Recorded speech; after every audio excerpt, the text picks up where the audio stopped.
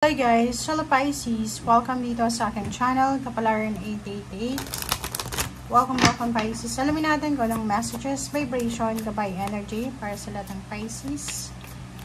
General reading to, so tingnan natin kung ano yung gustong ipahiwatig sa'yo Pisces ng baraha. So, pwedeng timeless, pwedeng current. Tingnan lang natin kung ano yung gustong ibigay sa'yo. Okay? Pisces. So, first, three cards ang lumabas sa'yo. So, unahin natin yung music.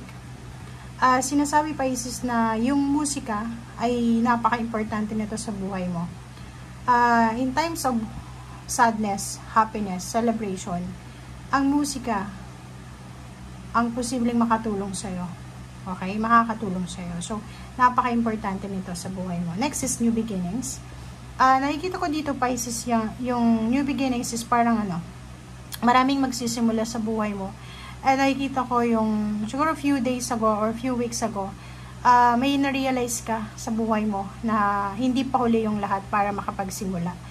Like for example, nasa 50 years old ka, 60 years old ka na, and may gusto ka pang matupad sa buhay mo, may gusto ka pang gawin sa buhay mo, may mga plano ka pa sa buhay mo. May isip mo this week or pwedeng today or this year na hindi pa huli ang lahat. Hindi pa huli ang lahat, hindi hadlang yung edad, hindi hadlang yung health, hindi hadlang yung sitwasyon sa pera.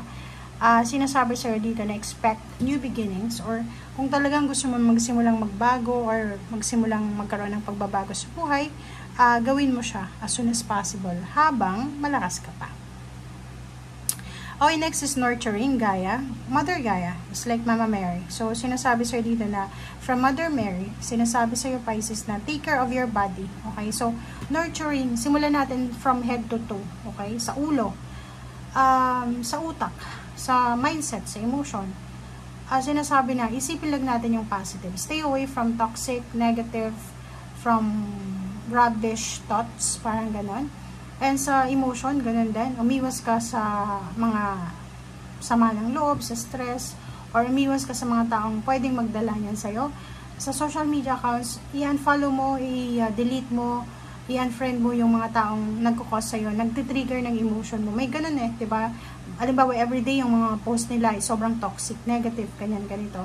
Pag nabasa mo yon, hindi mo naman emotion, pero parang mararamdaman, lalo kung empath ka. Okay? Take care of your body, physical health. Simulan mo na yung pagda-diet kung kailangan ng mag-diet. Simulan mo ng alagaan yung iyong sarili, emotional, physical, mental, spiritual, financial.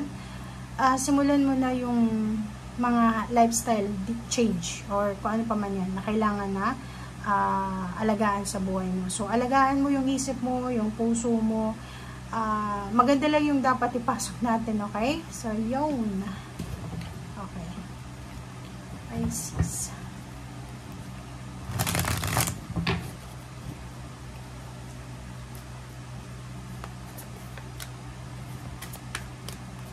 Okay, wow. Positive movement forward. Number 8. So, in terms of money, so, nasa pera na tayo. Kaperahan tayo ngayon. Sinasabi sa'yo dito na posibleng isang travel plans ang maiisip mo. Yun nga, may new beginnings. Pwedeng gusto mong mag-migrate sa isang bansa na alam mo na pwedeng dyan ka yayaman or pwedeng dyan ka magtatagumpay. Nakikita ko sir dito na last few weeks ago or few days ago, eto yung focus mo yung makaalis sa stagnant na lugar or yung magkaroon ng pagbabago. Okay, moving forward ka. Travel, relocation, change of address, change of numbers, change of zip code, or lahat ng changes dito. Okay?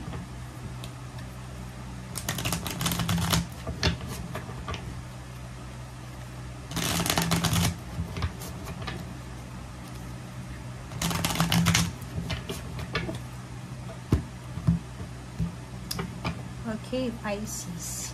First card natin, Nine of Pentacles. Wow! Wish fulfillment. So, isang financial wish ang posibleng makakamit mo. So, pwedeng, for example, nag-wish ka na sana this month or this year, matupad na yung certain amount of money na gusto kong mapasa akin or maipon, ganyan, ganito. So, makahanap ng source of income, additional income, makahanap ng magandang business, magandang company, parang ganun. So, yun. Next card is 10 of Pentacles. Wow. So, 9 and 10 is magkasunod siya. So, sinasabi sir dito, Pisces, na magkasunod siya. Continuous. Nakikita ko yung continuous source of income. Nakikita ko sir dito na matutupad mo lahat ng financial wishes mo if magiging sobrang masipag ka. So, etong money na to, na posibleng mahahawakan mo, lump sum of money, success, financial wealth, freedom, financial freedom, is dahil sa, hindi dahil nanalo ka sa kung saan pa man or sa loto, kundi dahil sa napakasipag mo. So, etong 2 cards na to, it's a realization that pag dumoble ka sa tiyaga, dumoble ka sa kasipagan, talagang makakamit mo yung accomplishment, yung satisfaction sa usaping pera. Okay? Tandaan mo yun. Pag palagi kang absent sa trabaho, wala kang maiipon, wala kang sasahurin. Pag matyaga ka, masipag ka, syempre marami kang sasahurin. Okay? The Moon card. And then, wow. So, nakikita ko sir dito, Pisces, na wag kang matatakot na magsimula. Okay? Sumubok ulit. So, for example, yun nga sabi ko sa'yo, 40, 50, 60 years old, wag kang matakot. Wag mong ilimit yung sarili mo. Okay? Na magsimula ulit, makapagtrabaho ulit, parang ganyan, ganito.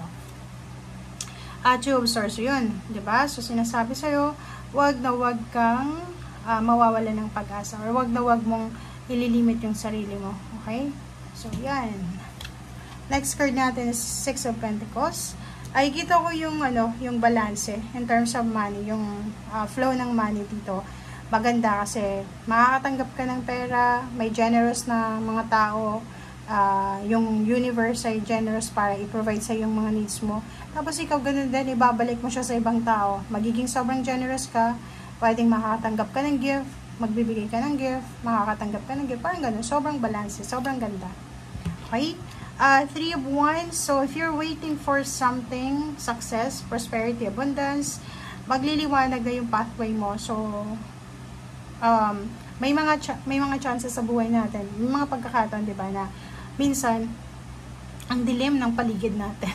Di ba? Yung parang, kahit anong gawin mo, kahit anong diskarte mo, failure pa rin.